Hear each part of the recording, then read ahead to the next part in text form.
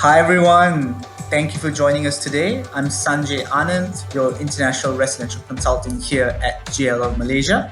Joining me, we have Cynthia Ko from JLL Portugal, and we have Gustavo Machado Diaz from CRS. Hey guys, how is everyone doing? You're very well. Thank you, Sanjay. Hi, Sanjay. Fantastic. Very well. Thank you for having us. Hi. My pleasure. Without further ado, we are talking about Let's Talk Property, the spotlight's on Portugal today. Cynthia will be discussing the market overview and how the market will be like in post 2021. And then we'll have Gustavo to actually talk about the Golden Visa scheme. And then from there, we will be highlighting two of our fantastic projects to you guys today. Without further ado, Cynthia, how are you? Tell us about you. Great, Sanjay. Thank you. Well, I'm based here in Lisbon. My name is Cynthia, and I'm the residential consultant at OJLL Portugal. So I have been here for, well, this is actually my 6th year. I just passed my 6th anniversary. Initially, back in 2015, I was here for like, a 10-month gig, but by my 4th month, I've decided to settle here for good. Life is good here, but we'll go on with that. Yeah. Fantastic. Cynthia, you were there for 4 months and you decided that Portugal was it? Why did you move there? Well, initially, like I said, I came here to work. I was invited to come here for a 10-month gig. So by my 4th month, when I saw like, wow, this is a great country and it's very peaceful. I like it a lot. So and the great, fantastic weather, and most importantly, the food and a lot of activities. Portugal is also a very historic country. You have a lot of historic villages. You have a lot of things, and the long traditions. They still keep it quite well here. The traditions and all that. So it's not just about the life, the landscape, but it's also full of history. It's very rich in culture. So yeah, I decided to live here, and it's a very small, tiny country. It's very convenient as well. Yeah. Fantastic. That's great to hear. Cynthia, I heard there's quite an active Chinese community over in Portugal. Is that so? Yes, there's a small, very vibrant and active Chinese community. In fact, Chinese community is just one, but you also have other people coming from all other places as well. But they're all in small number. Well, after all, Portugal is just a country with 10, 11 million people. So that's not like a lot, but it's very vibrant. When you walk on the street, you have everything, probably because of the age of discovery. So the Portuguese are very well, they're the world's earliest globetrotters. They are, they're used to different cultures, food, languages. And so this is why you see things are mixing harmoniously here in Portugal as well. That's quite a surprise to know, because when you walk on the street, you have anything from Indian food, you have Indian stores here, you have Chinese stores, and you have a huge variety of things here, restaurants, and people live happily together. Yeah. Fantastic. I think our Malaysian and Singaporean viewers would love the food over there. So Cynthia, Portugal's on top of the list in terms of countries to visit, especially after COVID. Why is that? Okay. Well, as you can see, Portugal is one of the westernmost country in Europe, and you have very, very easy access to the major European cities in just under 2 hours, 2.5. So that's very, very convenient. And in terms of quality of life and peacefulness, low crime rate, and it's, well, when it comes to the destination, if you're talking about why it is a great place to visit, well, like I said just now, it's very diverse. You have lots of stunning landscape. Because of the low crime rate, this is also very important when you decided to travel.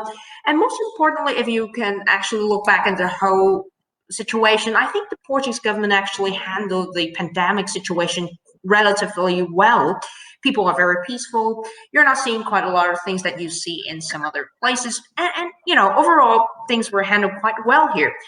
And because it is such a compact and small country, you can drive from the southernmost of the country to the northernmost in just under 6 hours. You have a stunning variety of landscape, from vineyards to plain fields to national parks to hiking trails and all the beaches, sunshine, and golf courses. You have everything for just everyone.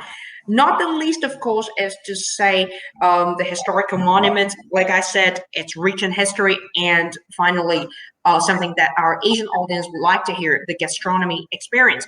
So these are one of the reasons why you would like to visit Portugal after the pandemic.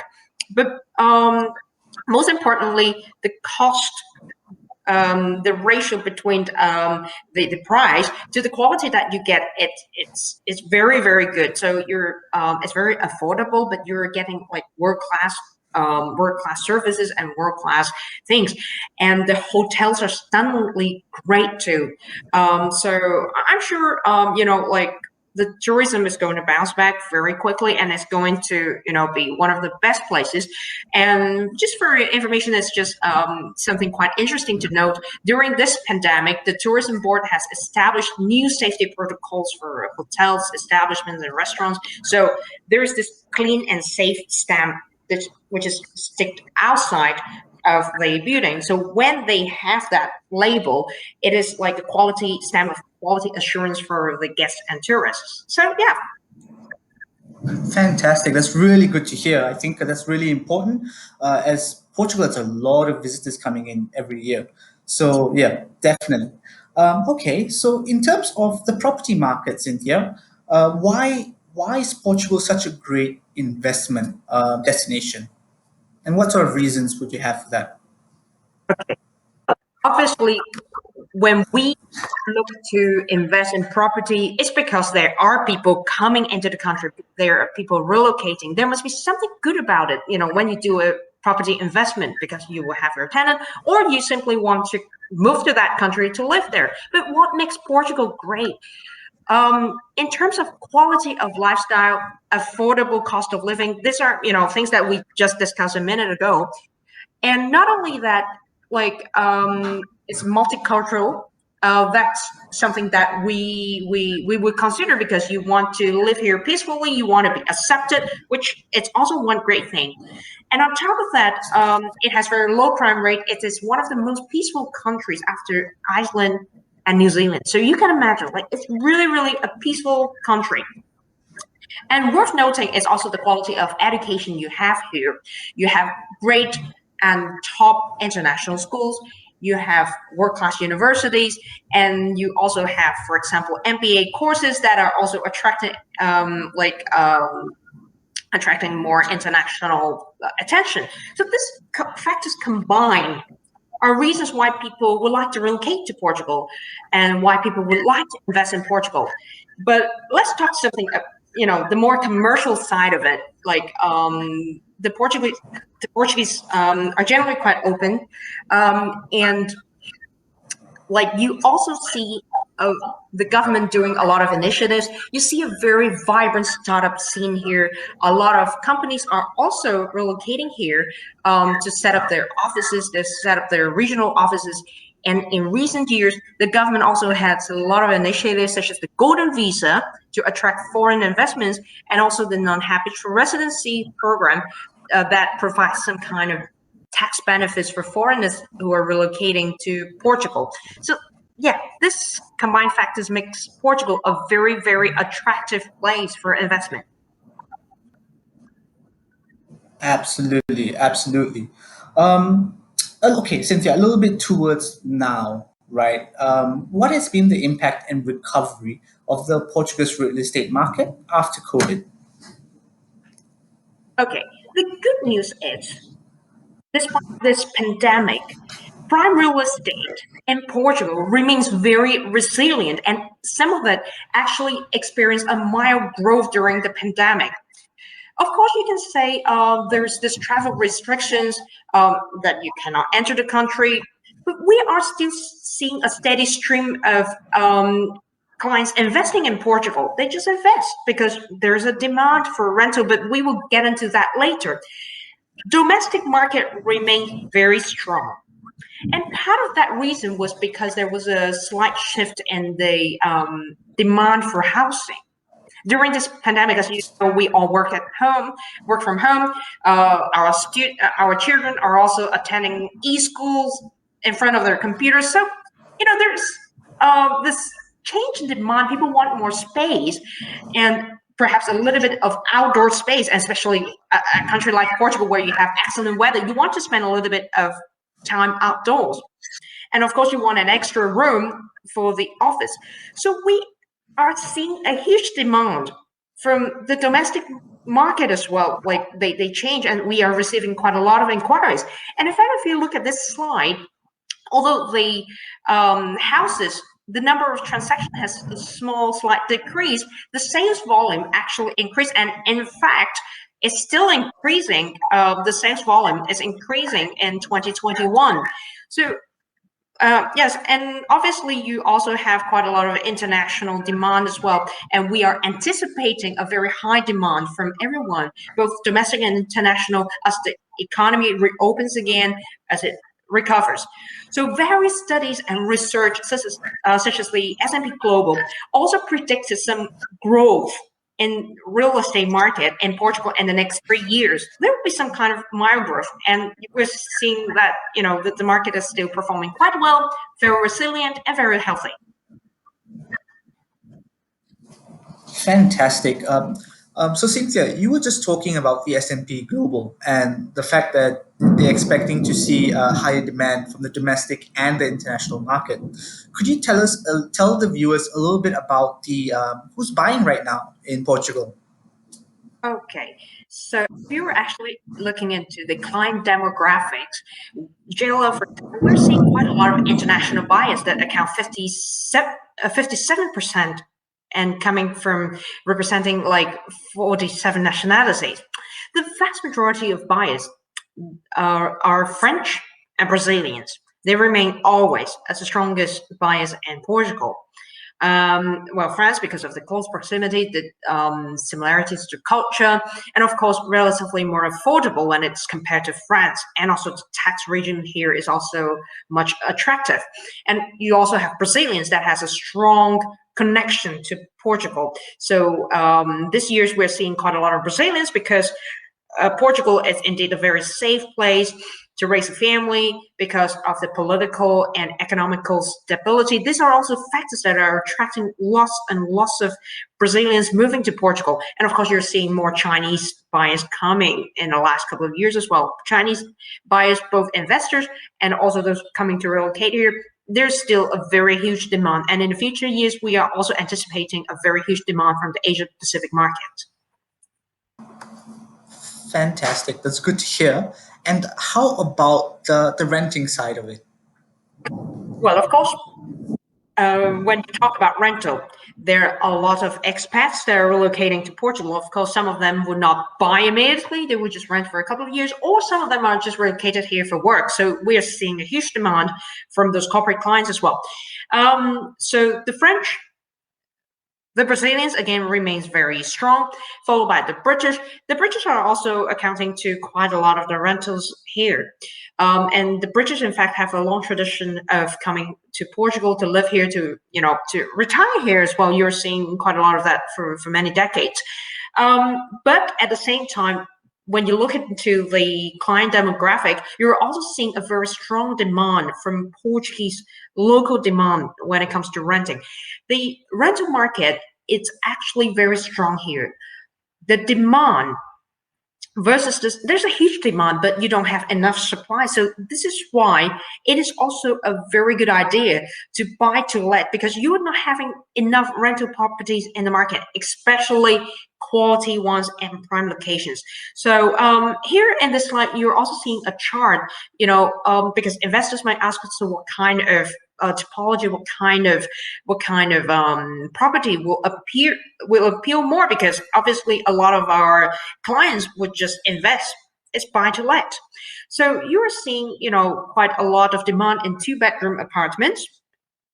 The 3 and 4 apartments, the 3 and 4 bedroom apartments are mostly for families. Obviously, if you have children, you need more. And nowadays, if you want an extra office, probably you want to have that additional room. So 3 and 4 bedrooms are also very high in demand, followed by the 1 bedroom, which is, for younger people. For we also see a lot of younger people, pensioners, couples that are moving to Portugal. So there's also a huge demand for that 1 bedroom. Of course, some white collars who need to work in the city center. Those are, like the main demands. Yeah.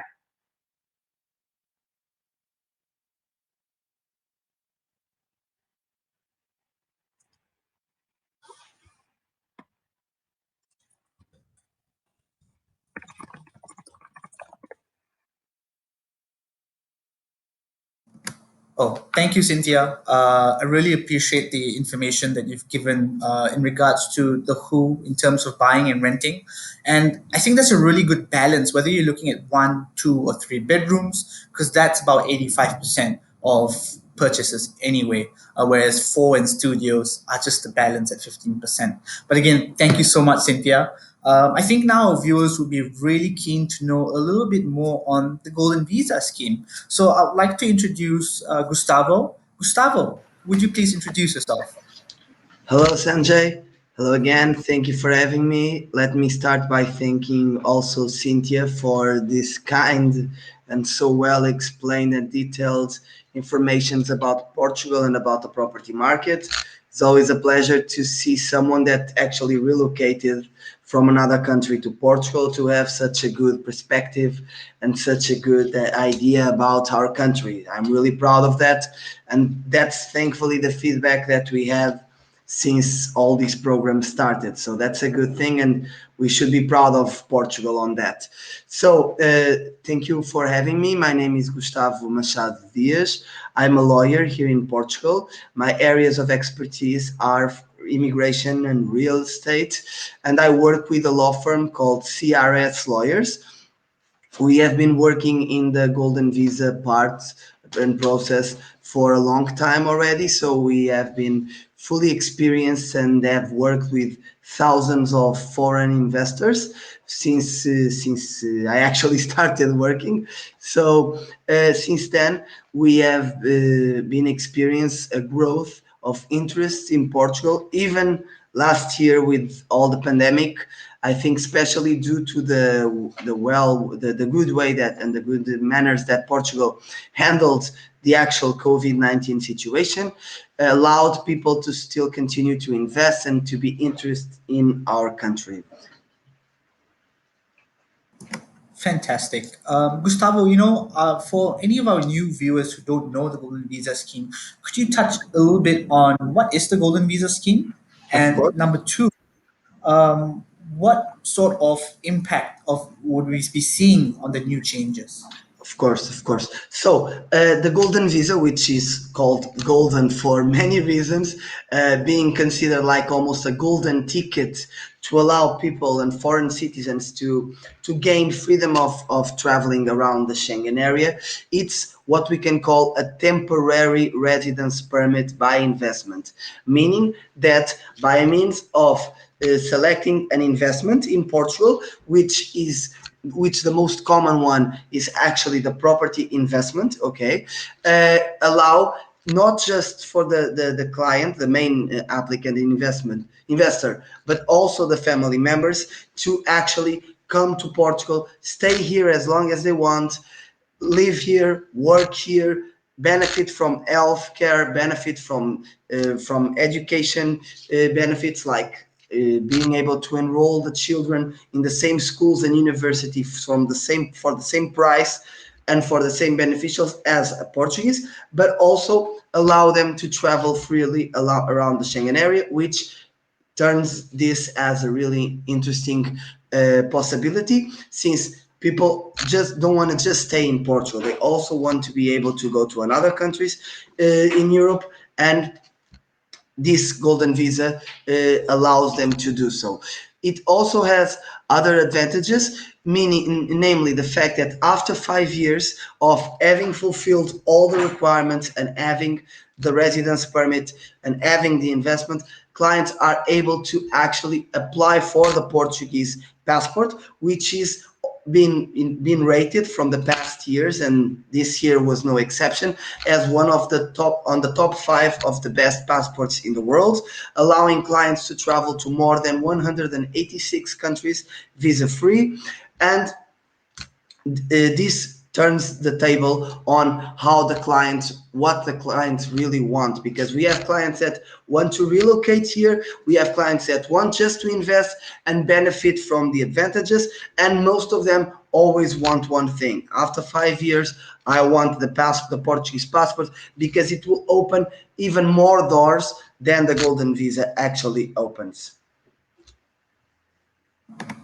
Fantastic. It's good to hear that, Gustavo. Okay, in terms of the changes, what sort of changes have we seen this year? And I think this is really important for our viewers to really understand. And could you just touch on that? Definitely, definitely. I think it's essential, also so that they can plan the best course of action in terms of their investment. Because, as the statistics shown, the truth is that the Golden Visa has represented one of the most important investments in Portugal, who helped Portugal since 2012 to grow as a country, as the economy grow, as the property market grow. Everything has grown a lot thanks to these programs that the government created, being the Golden Visa and the NHR that Cynthia also mentioned. Probably the main programs, one for residence, another for tax, that help this our country to be as developed as it is now. Uh, Even last year, with all the uncertainty about the eventual changes that could happen, because there have been talks since last year about changing the program, it's really important to focus on what was actually decided in the beginning of this year to be applied next year. So first of all, I would like to highlight one thing that's really important, which is a lot of news, a lot of papers, a lot of articles always mentioned the end of the golden visa, and this is not a correct term, because what is going to happen is that some changes will happen, but the golden visa program will not end. And I can give this as a personal and professional opinion. It's something that we don't expect to happen soon enough.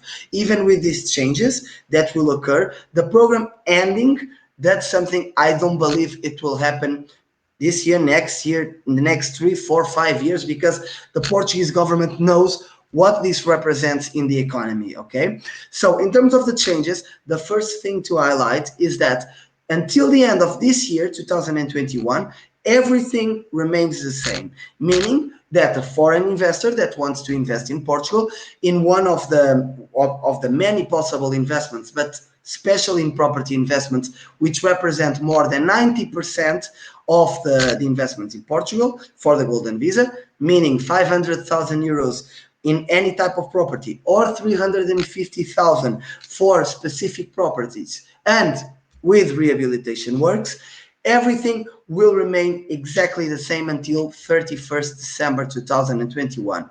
What does this mean? In order for foreign investors and their families to benefit from the program as it is, they need to submit their application before the end of this year. And by submit the application, we mean having the minimum investment made, having the mandatory documents ready, and submit the application at the online platform of the immigration office, which is something that can be done thankfully remotely. Everything until that stage nowadays can be done remotely, of course, with the help of a good legal team and obviously good agents to show the best product they have to match the client's expectations and interests. Okay, and I'm sure that who can definitely help with that is, that from my experience, is definitely JLL.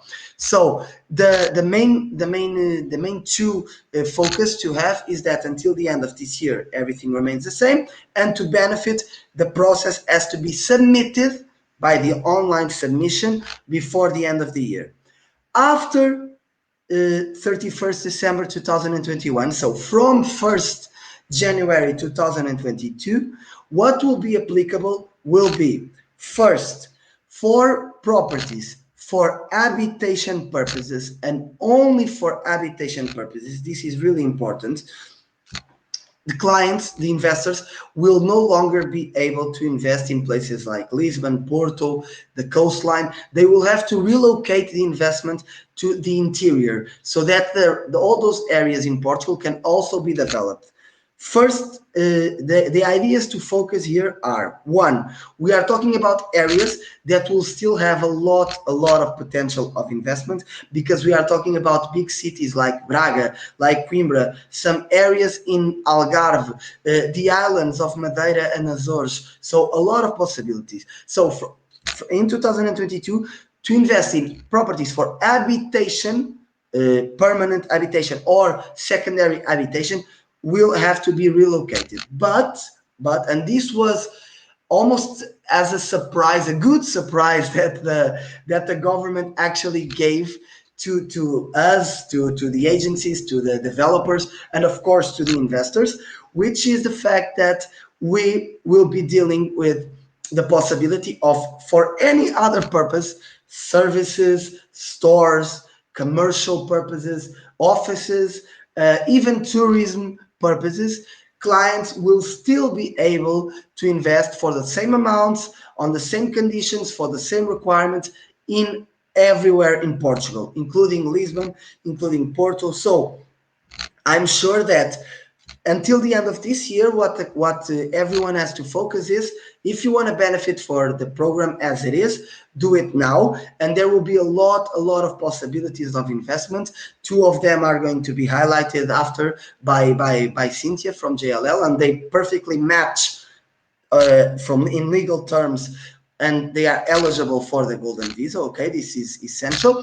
But even after this year, there will still be a lot of options for investment, not just in Lisbon, in Porto, if you're not looking for habitation properties, but also in other areas. So in the end, changes will happen, but possibilities will be a lot. So I'm confident that this will not affect the program and the investment rates as we were expecting in the beginning.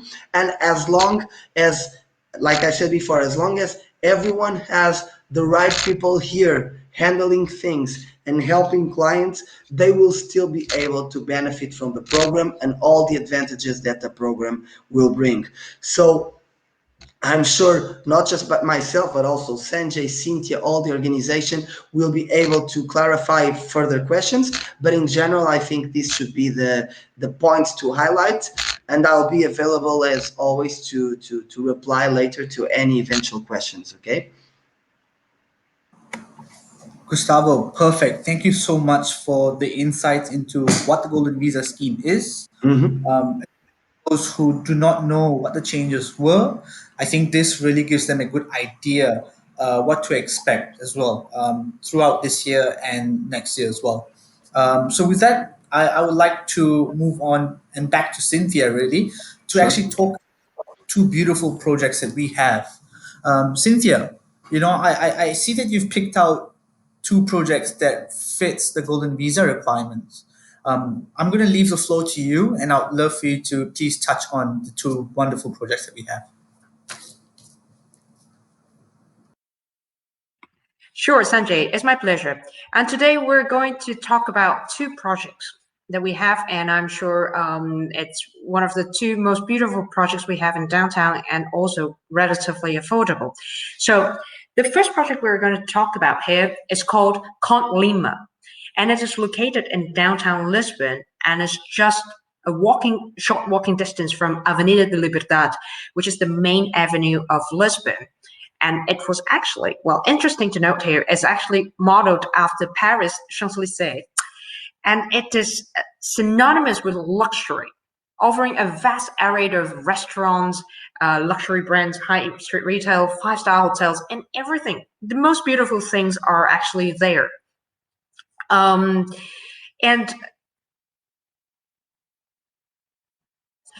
And actually, this is a very nice location where it is well served by public transport and also the metro system, which takes you to the airport directly in just under 25 minutes. And this is like a very great project, and it's located where all the offices are. In fact, JLL's office is also nearby. And it offers also a variety of typologies ranging from studios to four-bedroom duplexes, and prices start from 270,000 euros.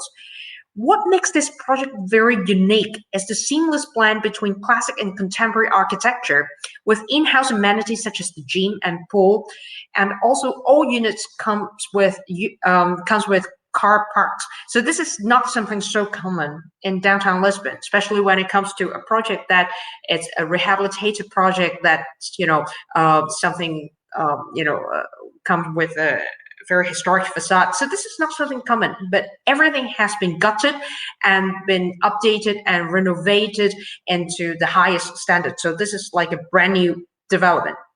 Another project that I would like to bring to our audience today is called Picoas Bel Air. Picoas Bel Air is actually located in the parish of Avenidas Novas, which is dubbed as a new financial district where the banks, the big four auditing companies, the 4A advertising agencies, and other local enterprises, they all have their headquarters in that area. They have their offices, and you also have a lot of law firms and offices of other financial institutions. So as you can see, lots of commercial activities are taking place in this very parish, this district, this zone. It's very a lot of things are going on, not just commercial activities, but recently the government also invested in green cycling paths. So you are seeing a lot of cyclists and making the whole city more green. And you also have traditional pastry shops. And interestingly, you're just a stone's throw from the Cod English department store, which is the most upscale shopping center that features a very nice gourmet section for the information of some Asian audiences who love food. Um, and next to the Cod English, we have the Gulbenkian. The Gulbenkian Gardens, it's also one of the most beautiful gardens of Lisbon. And it's also where you have a lot of concerts and art exhibitions held regularly. So this is not just commerce, but you have culture, you have entertainment, you have quite a lot of things, and it's a very flat area, so it is very easy to walk around. You are also well served by public transport and the metro system as well. So this is a very, very nice location. And this project is a very contemporary project, and it features 28 apartments with typologies from 1 bedroom to 3 bedroom. Prices starting from 470,000. All units comes with car parking.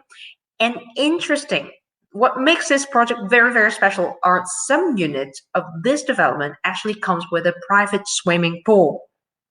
This is really rare. Imagine like having something very contemporary in the heart of Lisbon, and you have a private swimming pool. This is something really, really exquisite. And of course, for all the other tenants, you have access to the pool on the 8th floor, which has sweeping panoramic views of the whole of downtown Lisbon. So that's also a very, very beautiful place to hang out a little bit.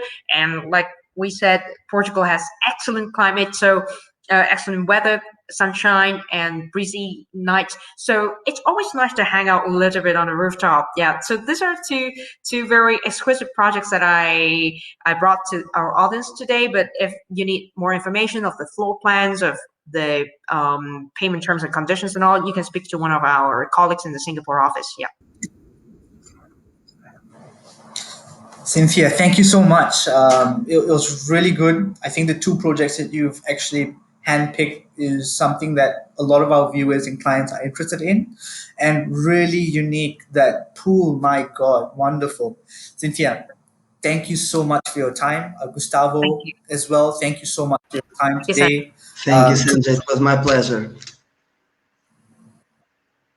To all our viewers as well, thank you so much for attending our event today. I do hope that we have given you some insights into Portugal, and as well as looking into your next investment in Portugal.